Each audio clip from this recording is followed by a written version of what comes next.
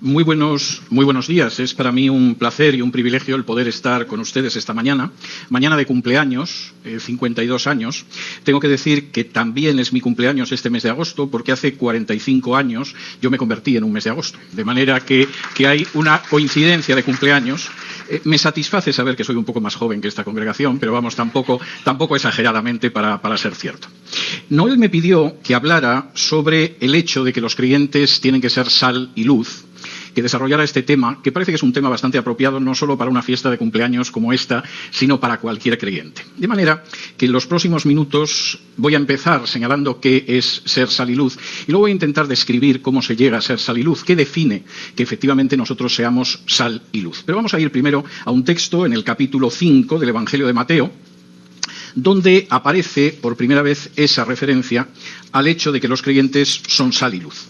El Evangelio de Mateo, como cualquiera de los 4 evangelios que aparecen en el Nuevo Testamento, es un texto muy especial. Cada uno de los evangelios tiene un enfoque muy concreto acerca de la vida de Jesús. Por supuesto, todos los evangelios nos aplican y todos los evangelios son buena noticia, son buena nueva, pero la manera en que lo escribieron los autores iba muy claramente enfocada en una dirección. Y precisamente por eso tenemos 4 evangelios en vez de uno solo, porque cada uno de los autores realiza énfasis que son enormemente interesantes. El Evangelio de Mateo es un evangelio dirigido inicialmente sobre todo a judíos. Empieza con una genealogía judía, nos recuerda que Jesús es hijo de Abraham e hijo de David, 2 ilustrísimos nombres judíos, y en un momento determinado el Evangelio de Mateo además establece su material en paralelo a los 5 libros de Moisés. Hay gente que esto se le pasa por alto y sin embargo es esencial para comprender este evangelio. De la misma manera que Moisés escribió 5 libros, Mateo ha agrupado en 5 grandes discursos las enseñanzas de Jesús. Y cada una de esas agrupaciones, cada uno de esos discursos tiene un paralelo con uno de los libros de Moisés. De manera que igual que Moisés escribió primero un libro que en hebreo se llama Bereshit y nosotros conocemos como Génesis, donde se nos habla del principio de la creación, del principio del género humano, del principio de la caída, del principio de la salvación, del principio del pueblo de Dios.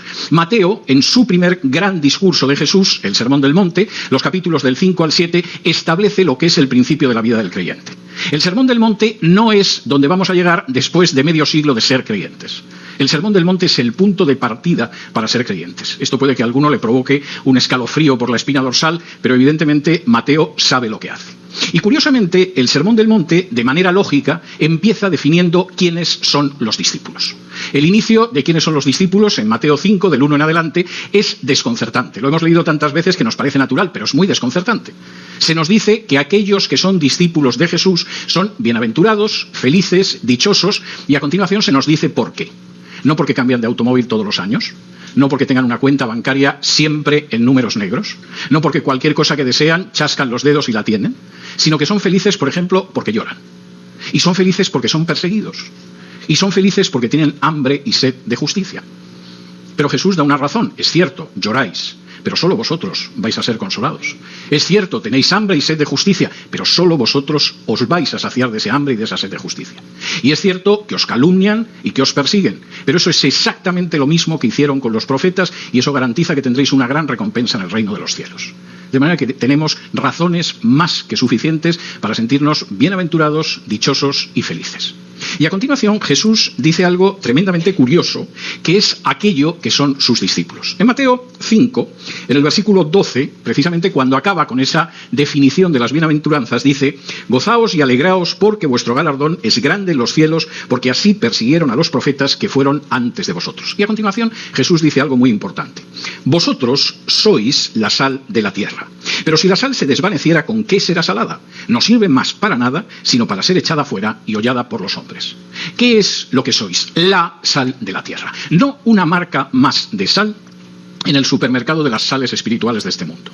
No hay un supermercado en el cual hay una serie de sales espirituales. Uno puede encontrar una sal católica, una sal mormona, una sal adventista, una sal islámica. No, solo hay una sal, la sal de la tierra, y sois vosotros. Y esto es enormemente importante porque la sal, en la época de Jesús, pero prácticamente hasta hace muy pocos siglos, no era tanto un condimento para los alimentos como la forma en que se conservaban los alimentos.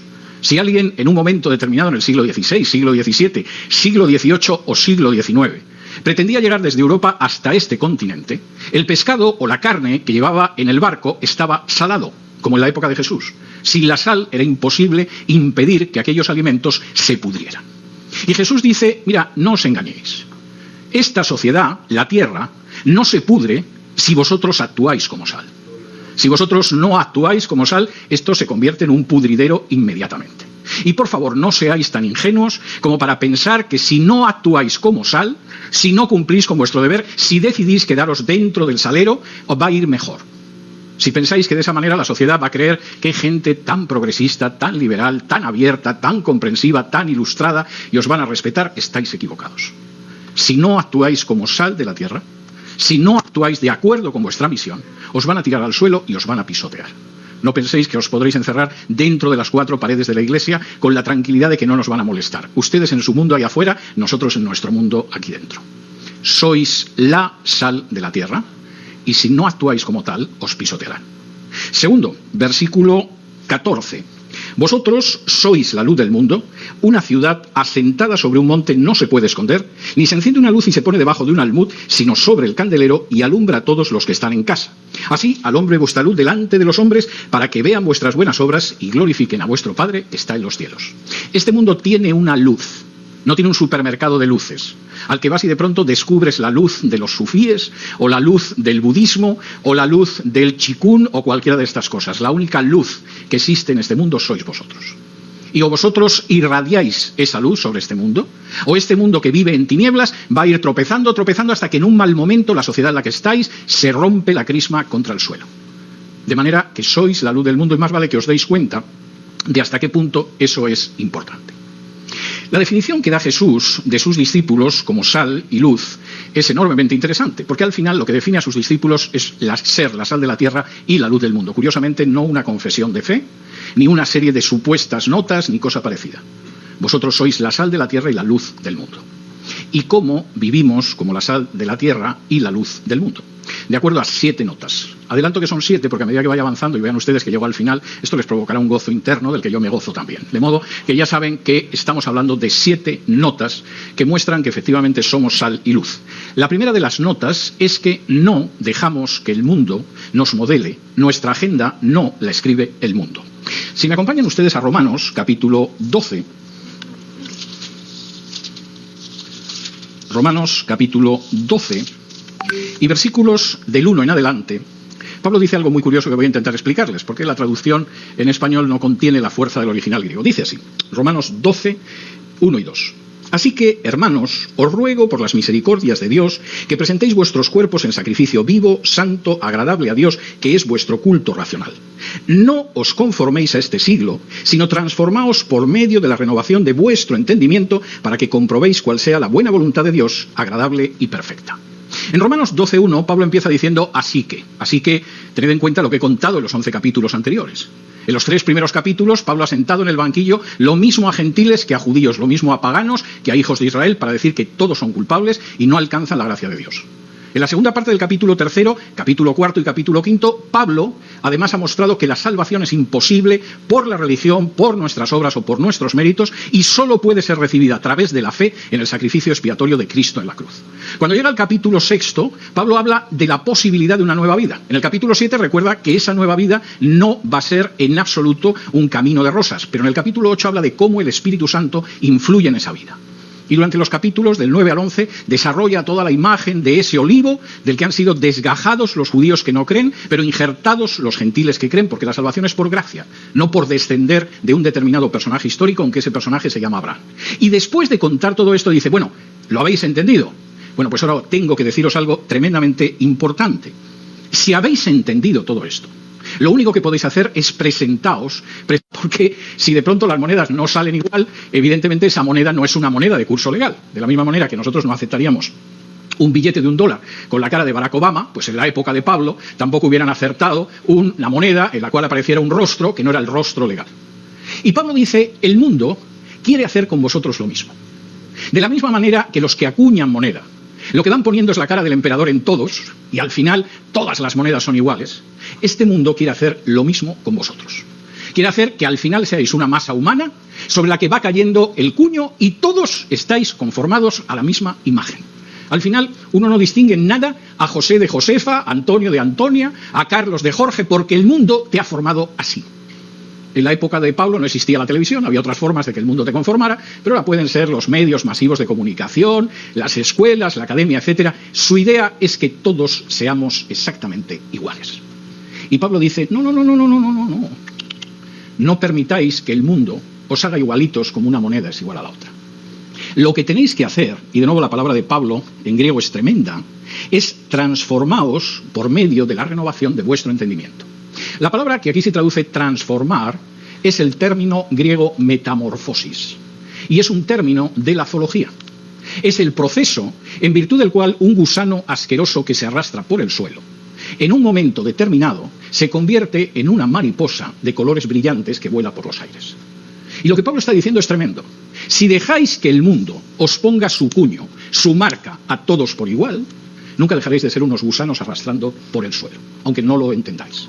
Si dejáis, por el contrario, que vuestro entendimiento sea renovado y experimentáis esa metamorfosis, dejaréis de arrastraros por el suelo para elevaros por las alturas. Esto es tremendamente importante.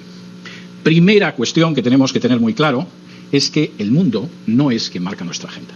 Y el mundo no es quien nos dice lo que tenemos que ser si efectivamente queremos ser sal y luz. Segundo, ¿y cómo sabemos entonces cómo tenemos que movernos por este mundo? Acompáñenme a la segunda carta a Timoteo, que es una carta muy especial. Sin duda todas las cartas de Pablo son especiales, pero la segunda de Timoteo es muy importante porque es el testamento vital de Pablo. Pablo estaba a unos días, quizá unas horas, de ser ejecutado. Y escribe su última carta, la segunda de Timoteo, a un discípulo especialmente cercano para indicarle cómo tiene que tener las cosas en mente, porque él dentro de muy poco, quizá horas, ya no va a estar para recordárselo. De hecho, el orden de las cartas pastorales es primera de Timoteo, Tito y segunda de Timoteo, tal y como se escribieron. Y Pablo le dice algo muy importante en segunda de Timoteo, capítulo 3. Y vamos a leer desde el versículo 12. Y también todos los que quieren vivir piadosamente en Cristo Jesús padecerán persecución. Yo sé que hay una teología que dice todo lo contrario. En el momento en el que te conviertas al Señor, todo va a ser un camino de rosas. Es una teología falsa hasta el tuétano. Porque la advertencia de Pablo a Timoteo es que todos los que quieran vivir piadosamente en Cristo Jesús padecerán persecución. A veces la persecución es simplemente cuando Anita se convierte y lo dice en casa y dicen, parece mentira, Anita que parecía la lista de la familia y es la más idiota, ahora dice que es cristiana. A veces la persecución es cuando en un momento determinado Carlos se convierte y se lo comenta a sus compañeros de clase. En la escuela, en high school o en la universidad dicen, parece mentira. Era un chico que daba la impresión de ser inteligente, es un estúpido absoluto, se ha hecho cristiano. A veces es en el lugar de trabajo cuando te piden que mientan, porque la mentira es indispensable al parecer para algunas personas que tienen negocios. Y a veces es más grave. A veces implica el exilio, la cárcel o incluso la ejecución. Pero Pablo es muy claro, todos los que quieran vivir piadosamente en Cristo Jesús padecerán persecución. Todos. No el 50%, no un 10%, y a lo mejor te libras, o un 30%, todos. ¿Y qué más dice a continuación Pablo? Versículo 13. Mas los malos hombres y los engañadores irán de mal en peor engañando y siendo engañados. Timoteo, todos los que quieran vivir piadosamente en Cristo Jesús padecerán persecución. Pero además, los embusteros van a seguir mintiendo.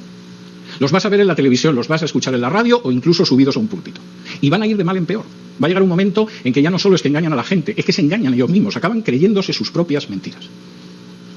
¿Y qué hacemos entonces, Pablo? Parece que Timoteo pensaría en ese momento viendo las últimas palabras del apóstol. ¿Qué hacemos? Y fíjense la respuesta de Pablo, versículos del 14 en adelante. Pero persiste tú en lo que has aprendido y te persuadiste, sabiendo de quién has aprendido, y que desde la niñez has sabido las sagradas escrituras, las cuales te pueden hacer sabio para la salvación por la fe que es en Cristo Jesús. Toda la escritura es inspirada por Dios y útil para enseñar, para redarguir, para corregir, para instruir en justicia, a fin de que el hombre de Dios sea perfecto, enteramente preparado para toda buena obra. Timoteo, vivir piadosamente en Cristo Jesús lleva aparejada persecución. Los embusteros empeoran con el tiempo, por regla general. Y si quieres enfrentarte con esto, el único instrumento que tienes son las Sagradas Escrituras. No es la predicación del último telepredicador. No son las doctrinas de alguien que tiene el descaro de decir que es un apóstol. No es la tradición de un cuerpo eclesial. Son las Escrituras. Porque las Escrituras te van a mostrar el camino para la salvación por fe en Cristo y porque además esas Escrituras te van a permitir ser una persona cabal. Para ser sal y luz en este mundo, en primer lugar, no hay que dejar que el mundo nos marque por dónde tenemos que ir, pero en segundo lugar, no tenemos más remedio que aferrarnos a las Escrituras. Es la única regla de fe y de conducta. Por cierto, practicada incluso por los apóstoles, claro está. Si me acompañan a Hechos, capítulo 17, aparece uno de mis textos preferidos en la Biblia. Yo amo toda la Biblia, desde Génesis 1:1 hasta el último versículo de Apocalipsis, pero como todo el mundo, tengo mis pasajes preferidos, y este es uno de ellos porque me parece extraordinariamente indispensable aplicarlo. Dice así en Hechos, capítulo 17, está hablando de cómo los judíos organizan un gran lío en Tesalónica, poco matan a Pablo, los hermanos tienen que sacar a Pablo de Tesalónica para evitar que lo maten, y entonces sucede lo siguiente. Dice así en Hechos 17 y versículos del 10 en adelante. Inmediatamente los hermanos enviaron de noche a Pablo y a Silas hasta Berea, y ellos, habiendo llegado, entraron en la sinagoga de los judíos, y estos eran más nobles que los que estaban en Tesalónica. ¿Por qué? ¿Por qué esa gente de Berea era más noble espiritualmente que la que estaba en Tesalónica? Dice así: pues recibieron la palabra con toda solicitud, escudriñando cada día las Escrituras para ver si estas cosas eran así. Así que creyeron muchos de ellos y mujeres griegas de distinción, y no pocos hombres. Lo que convertía a esa gente en más noble que la de Tesalónica no es que llegó Pablo y dijo que soy un apóstol y todos dijeron, pues Pablo, a tu servicio. Ni que llegó Pablo y dijo, bueno, yo vengo con un respaldo especial de Pedro, el pescador, que conoció a Jesús, que lo restauró 3 veces. No nos digan más, Pablo. Ni tampoco porque Pablo dijo, bueno, yo soy un predicador, en fin, no quiero yo cantar mis méritos, pero deberíais aceptarme. Lo que hizo más noble a esta gente es que escucharon a Pablo, pero comprobaron a diario en las Escrituras si lo que él decía se correspondía con las Escrituras o no. Y solo cuando vieron que se correspondía con la enseñanza de las Escrituras, lo aceptaron. Para ser sal y luz en este mundo, por supuesto, no hay que dejarse modelar por el mundo, pero hay que estar asentado en las Escrituras. No en tradiciones humanas, no en supuestas autoridades humanas, no en supuestas revelaciones espirituales, sino que hay que tener la nobleza espiritual que aparece aquí. La de comprobar a diario, lo que implica leer y estudiar a diario la Biblia, si aquello que se dice se corresponde con las Escrituras y debe ser aceptado, o no se corresponde y debe ser rechazado. Tercero, los cristianos son sal y luz cuando su vida realmente cambia. Si me acompañan a la carta a los Efesios, por cierto, magnífico libro que Pablo escribió mientras lo tenían encadenado a una pared. Uno se queda sorprendido cuando estudia las cartas de la cautividad de Pablo, viendo las cosas que podía escribir Pablo, no en un resort, ni en Mar-a-Lago, ni en sitio parecido, sino encadenado a la pared de una mazmorra romana. Pablo dice algo tremendo. Efesios, capítulo 4, y vamos a ver desde el versículo 22, donde Pablo está explicando lo que es prácticamente el corazón de la vida del creyente. Y dice así, Efesios 4, del 22 en adelante. En cuanto a la pasada manera de vivir, despojaos del viejo hombre que está viciado conforme a los deseos engañosos, y renovaos en el espíritu de vuestra mente. Y vestíos del nuevo hombre, creado según Dios en la justicia y santidad de la verdad. Por lo cual, desechando la mentira, hablad verdad cada uno con su prójimo, porque somos miembros los unos de los otros. Airaos, pero no pequéis, no se ponga el sol sobre vuestro enojo, ni deis lugar al diablo. El que hurtaba, no hurte más, sino trabaje, haciendo con sus manos lo que es bueno, para que tenga que compartir con el que padece necesidad. Pablo dice, en esta vida, después de la conversión, no se puede seguir siendo igual. ¿Cómo pretendéis ser sal y luz si sois iguales que antes de la conversión? Cuando una persona efectivamente se convierte, y eso permite que sea sal y luz, cambia.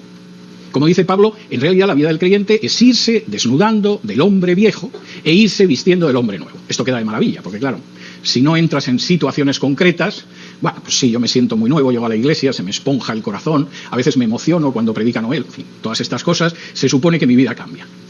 Pero Pablo, que a veces es muy antipático, se dedica a dar algunos ejemplos de lo que significa eso. Por ejemplo, ¿tú mentías antes?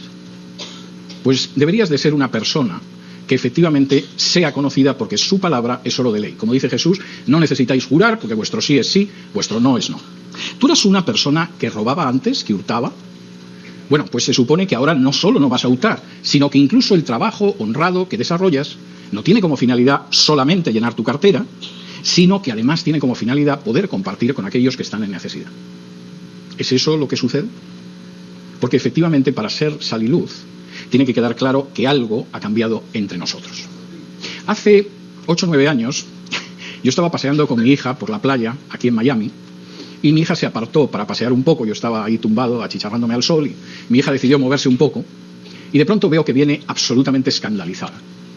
¿Qué le habrá pasado? ¿Con quién se habrá cruzado esta pobre? Si yo no he visto nada de particular. Me dice, papá, no te lo vas a creer, no te lo vas a creer. ¿El qué? Es que no te lo vas a creer, no te lo vas a creer. Bueno, dímelo y ya veremos si me lo creo o no. Es que había 2 chicas jovencitas a mi lado, de mi edad, y de pronto una vio que había un teléfono que alguien había perdido en la arena y echó mano del teléfono y dijo, gloria a Dios, el Señor me ha regalado un iPhone.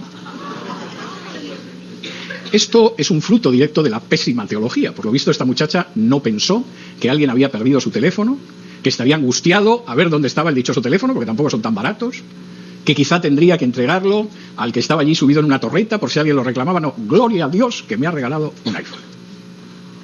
Cuando nuestra vida no cambia y de pronto resulta que el que hurta sigue hurtando y el que mentía sigue mintiendo y su vida no queda reorientada, no podemos esperar actuar como sal y como luz, porque no lo somos. En realidad, lo que damos es un testimonio de que da lo mismo que seas cristiano o no, sigue siendo el mismo descarado que eras antes, aunque vayas a la iglesia. Y esto es algo tremendamente importante. Hay una vida cambiada. Cuarto, esa vida del cristiano, puesto que es sal y luz, es una vida dirigida hacia los demás. Yo sé que efectivamente es muy fácil, y esto es muy claro hoy en día, dirigir toda la teología hacia uno mismo. Vivimos en una era de teologías egoístas. Todo está centrado en mí. La teología es buena si me proporciona buenas condiciones materiales y, por supuesto, Dios se somete a mis caprichos, porque ¿qué otra cosa puede hacer Dios que someterse a mis caprichos? Eso es una teología, pero no solamente no es cristiana, es profundamente anticristiana. Y, de hecho, el hecho de ser sal y luz implica que nosotros seguimos el ejemplo de Jesús, que fue un hombre para los demás. Y esto es algo tremendamente importante. Si me acompañan a Filipenses, Filipenses es otra de las epístolas de la cautividad de Pablo, es el libro de toda la Biblia que tiene más veces la expresión gozo, alegría, gozarse, etcétera, en toda la Biblia por versículo cuadrado, y Pablo lo escribió encadenado a una pared de una mazmorra. No parece que sea el lugar como para estar más gozoso y más feliz, pero si uno no lo sabe, no pensaría que Pablo pudo escribir esta carta en estas condiciones. Y en estas condiciones, Pablo escribe quizá uno de sus escritos más hermosos, aunque sea breve, y tiene que recordar a la gente de Filipos, que están en libertad, cómo tienen que vivir su vida.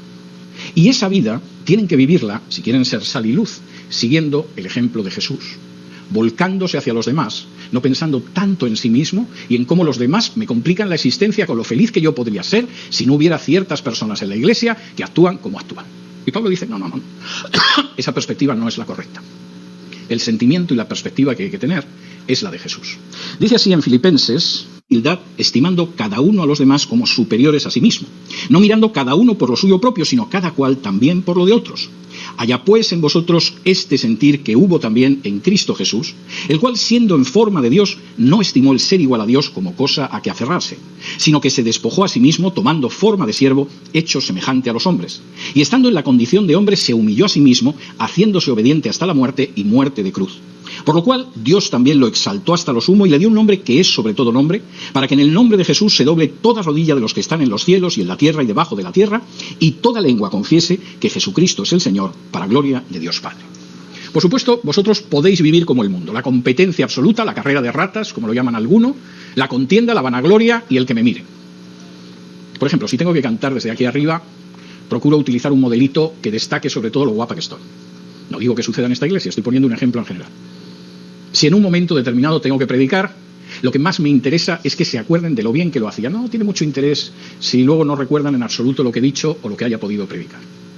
En realidad, lo que a mí me gusta es la contienda y la vanagloria, es decir, esa gloria que en realidad es vana, es vacía.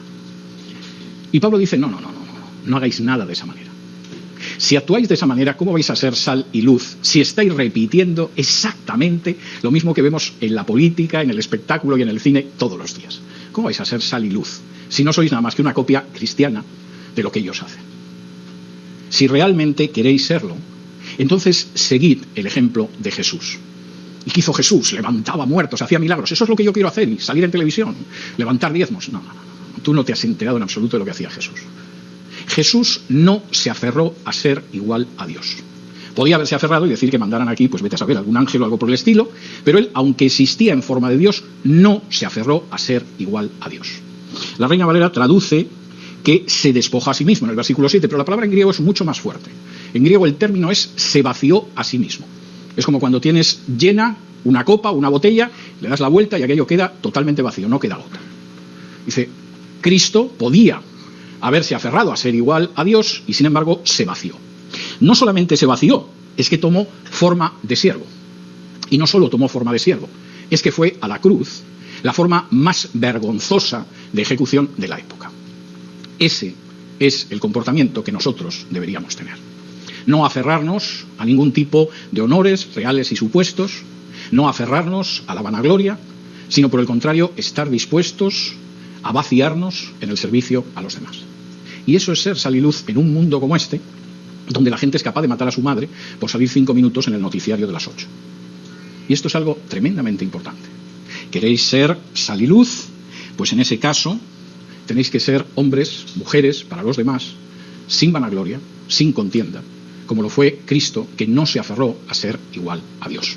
Y esto es algo tremendamente importante. Quinto, tenéis que mostrar que realmente sois mis discípulos, y hay algo que muestra que verdaderamente sois mis discípulos y que muestra que sois un colectivo totalmente distinto a cualquier otro colectivo espiritual. Y Juan lo señala en el capítulo 13 del Evangelio de Juan. Dice así en Juan, capítulo 13, y vamos a leer desde el versículo 33. Dice así en Juan 13, desde el 33. Hijitos, aún estaré con vosotros un poco. Me buscaréis, pero como dije a los judíos, así os digo ahora a vosotros. A donde yo voy, vosotros no podéis ir. Un mandamiento nuevo os doy, que os améis unos a otros como yo os he amado, que también os améis unos a otros. En esto conocerán todos que sois mis discípulos, si tuviereis amor los unos por los otros. Es tremendo, pero las palabras de Jesús no dejan lugar a dudas. ¿En qué conocerá la gente que somos discípulos de Jesús? ¿En el tamaño de nuestros templos? No necesariamente. Hay templos de multitud de religiones que artísticamente son impresionantes. Yo he estado en mezquitas que eran impresionantes, en Jerusalén y fuera de Jerusalén. He estado en templos hindúes que eran absolutamente impresionantes y en templos budistas. No, en eso no os van a conocer. En la sofisticación de los argumentos teológicos, no. Hay religiones distintas con argumentos teológicos sofisticados, a veces estúpidos, pero sofisticados. Eso no va a marcar lo que sois. La gente comprenderá que sois mis discípulos si os amáis los unos a los otros. Y efectivamente es un mandamiento nuevo, porque en el Levítico, cuando hablaba de amar a tu prójimo, hablaba de tu prójimo israelita. De manera que cuando uno va a Levítico y mira el amor al prójimo, ese amor al prójimo está limitado. Es más, Moisés coloca ese mandamiento al lado de cómo hay que comportarse con los esclavos. Y si el esclavo es un esclavo del pueblo de Israel, tienes que intentar rescatarlo. Y si no se puede rescatar, está en unas condiciones en que a cabo de un cierto tiempo lo pones en libertad y le darás algo para que no vuelva a caer en esclavitud por deudas. Pero si el esclavo es de otro pueblo, vamos, ya con que nos queramos dentro del pueblo de Israel, avanzamos muchísimo. Y por supuesto a día de hoy eso es algo que persiste dentro de la comunidad judía. El amor universal es un mandamiento nuevo dado por Jesús. No es algo que esté en absoluto en la ley de Moisés.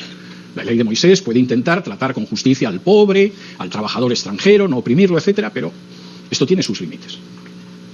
Y Jesús dice, sin embargo, vosotros os van a conocer porque os amaréis los unos a los otros.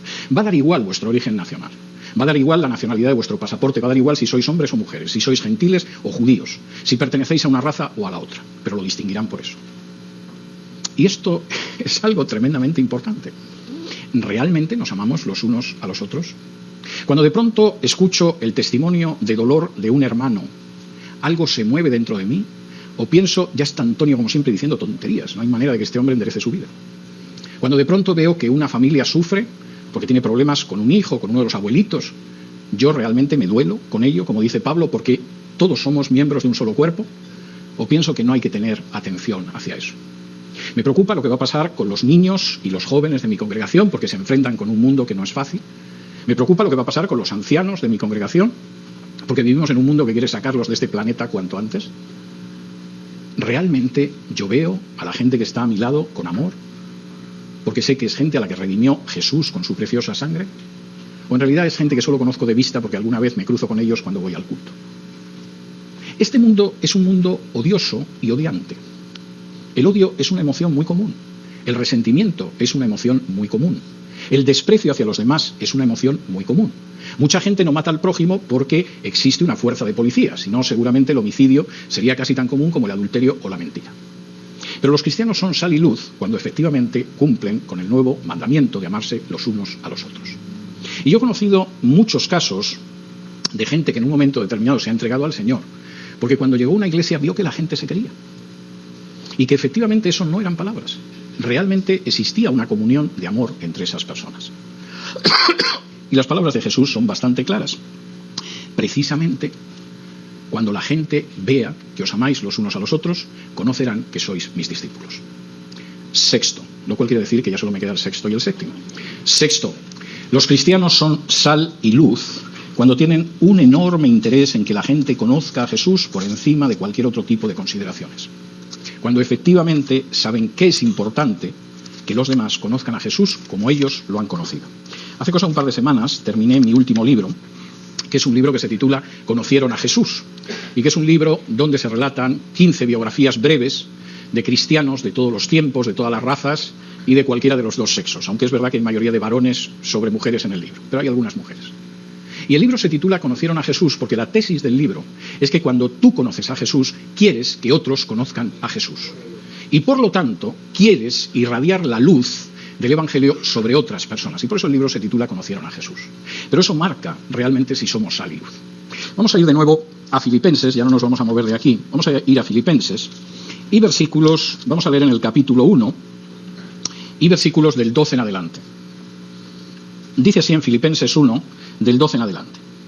Quiero que sepáis, hermanos, que las cosas que me han sucedido era que lo habían detenido y estaba encerrado en una mazmorra, vamos, una tontería, ¿no?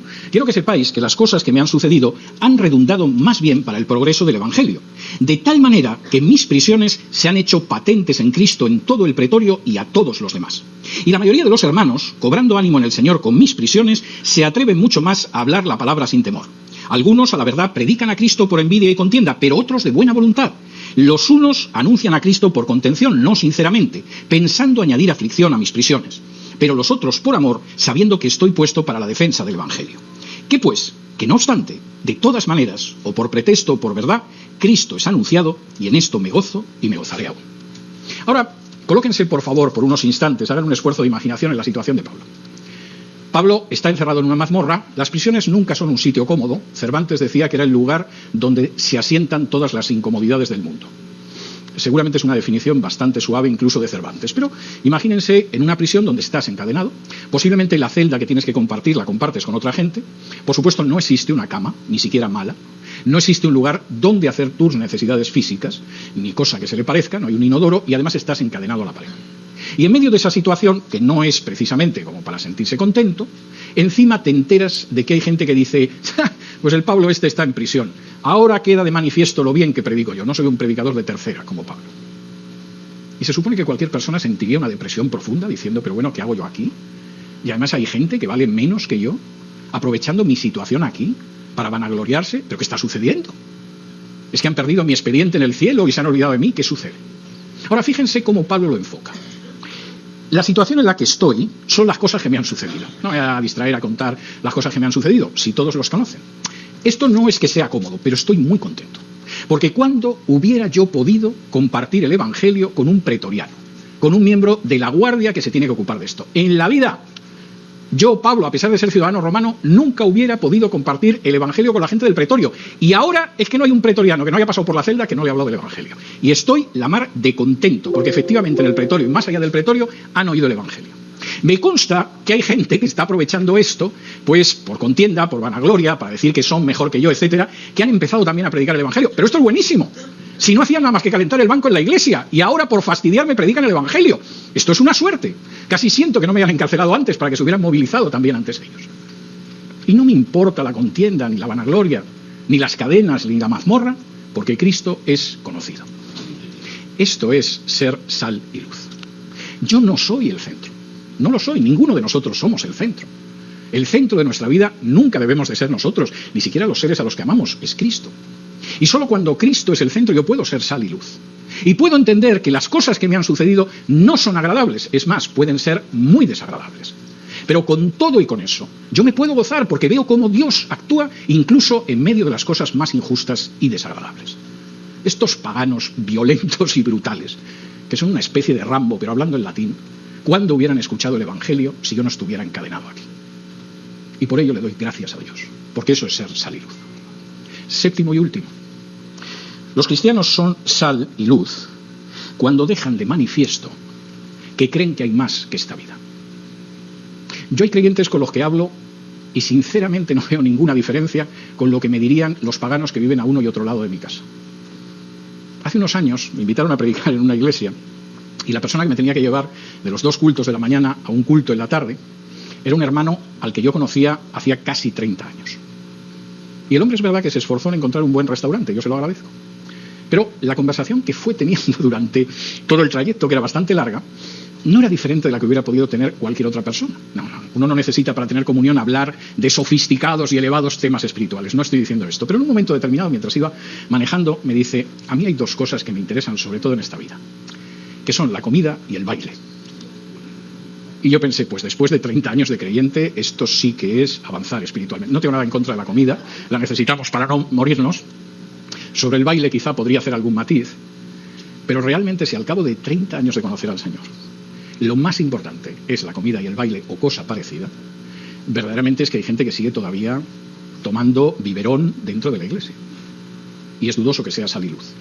Hombre, no lo sé, salvo que predique el evangelio a las meseras, pero no me daba la sensación de que esta persona fuera por aquí.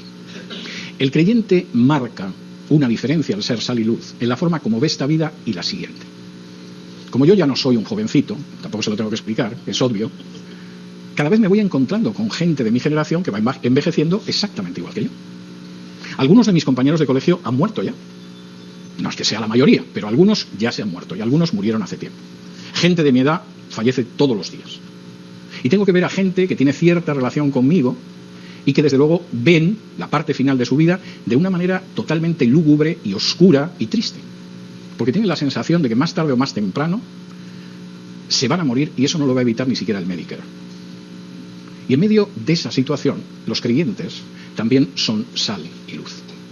El Pablo que está escribiendo aquí se define muy poquitos años después como un anciano.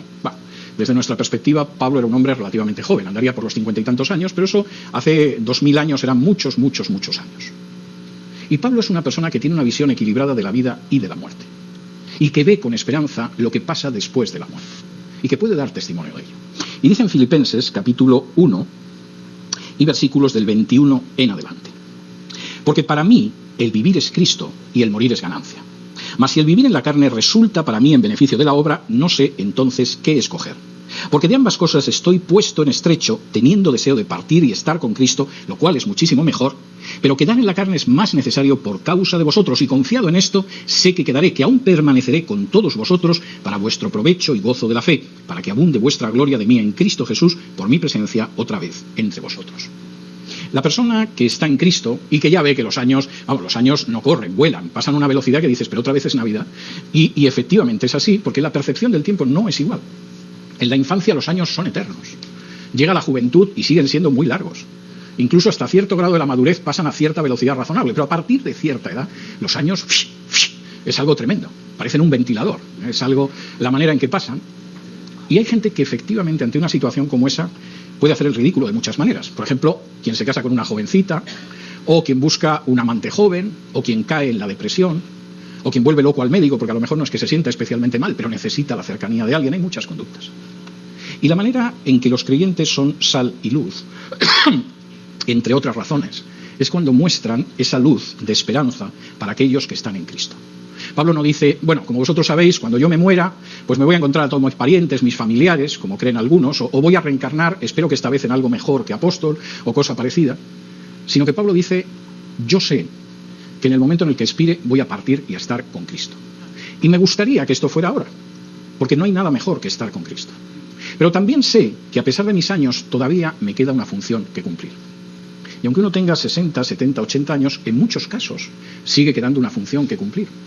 Son los nietos, son hijos que necesitan consejo, es gente más joven a la que hay que mostrar la luz de la experiencia a la luz del Evangelio. Y uno dice, en cualquier momento me marcharía con Jesús, pero yo creo que todavía me voy a quedar unos años. Y no solo es mi caso, puede ser tu caso si no eres creyente.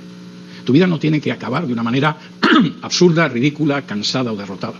Tu vida puede acabar de una manera plena, porque si has conocido a Jesús.